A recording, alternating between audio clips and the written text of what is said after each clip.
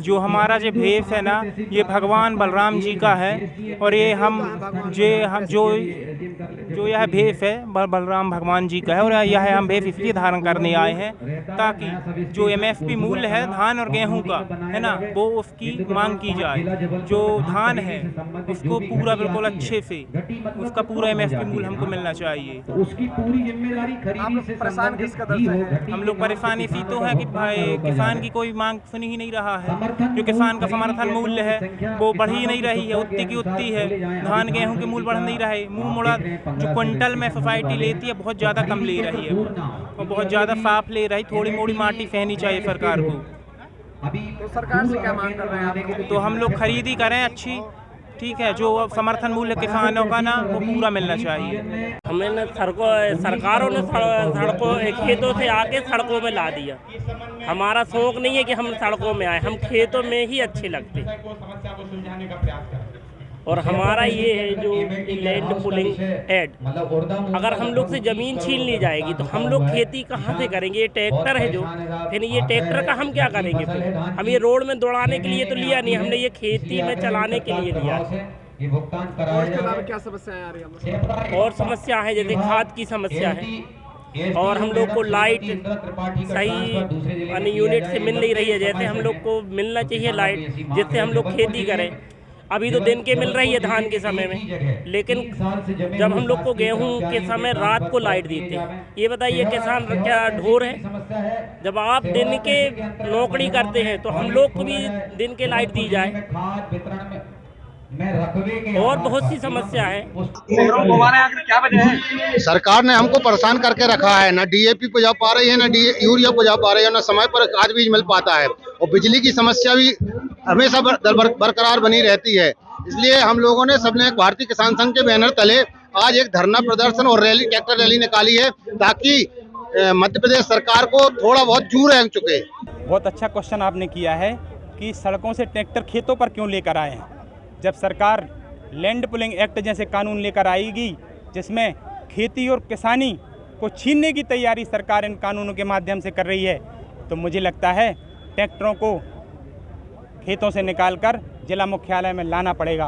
और लाना इसलिए पड़ेगा कि किसान चेतावनी दे रहा है सरकार को कि वो अपनी 1 इंच ज़मीन भी छोड़ने के लिए तैयार नहीं होंगे। कानून आप कितने बड़े बड़े बना लीजिए, इन कानूनों को जो जन सैलाब है किसानों का, जो आगामी समय पर आपको सड़कों पर देखने मिलने वाला है, मुझे लगता है आज हम एक चेतावनी के स्वरूप में यहाँ पर आए हैं और उनको अपनी मांगें और जो समस्याएं किसानों की उनके अवगत करा रहे हैं। और आपके माध्यम से आग्रह है कि इस कानून को तत्काल वापस लें और किसानों की जो समस्याएं खाद बीज बिजली पानी और जो उनके रुके हुए धान गेहूँ मूंग उड़द के भुगतान हैं उनको तत्काल किए जाएँ। और इन भ्रष्टाचार में लिप्त जो भी जिले के अधिकारी हैं उन पर तत्काल कार्रवाई करें, अन्यथा एक बड़ा आंदोलन इस प्रदेश की सड़कों पर आपको देखने मिलेगा। बिल्कुल, जो लैंड पुलिंग एक्ट सरकार कानून लेकर आई है उसका पहला एग्जीक्यूशन उन्होंने सिंहस्थ में करने वाली है और उन्होंने उसका प्रारंभ भी कर दिया है। और लगभग वहाँ के 10,000 किसानों की 6,000 एकड़ ज़मीन सरकार एक्वायर करने वाली है।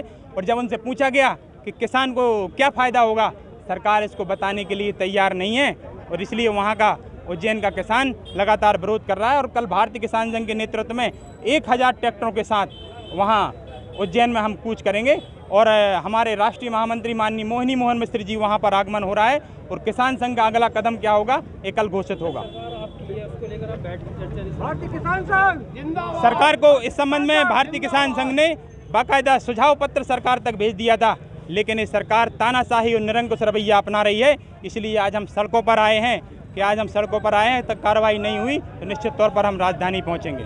संघ की ओर से अपनी समस्याओं को लेकर के बहुत सारी मांगें की गई हैं। कुछ केंद्रीय शासन की से संबंधित हैं, कुछ प्रदेश शासन से संबंधित हैं और उनमें से कुछ जिला प्रशासन से संबंधित हैं। जिला प्रशासन से संबंधित सभी मांगों को माननीय कलेक्टर महोदय, कृषि विभाग और अन्य संबंधित अधिकारियों को उनको सूचित किया जाएगा और यथासंभव उनकी मांगों को पूरा किया जाएगा। जहाँ तक केंद्र शासन और राज्य शासन से संबंधित किसान हैं, उन्हें माननीय मुख्यमंत्री महोदय और माननीय प्रधानमंत्री के नाम से प्रस्तुत की गई हैं। उन्हें उनकी मांगों से माननीय प्रधानमंत्री महोदय और माननीय मुख्यमंत्री महोदय को अवगत करा दिया जाएगा, ताकि उनकी मांगों पर विचार होकर उनका निराकरण किया जा सके।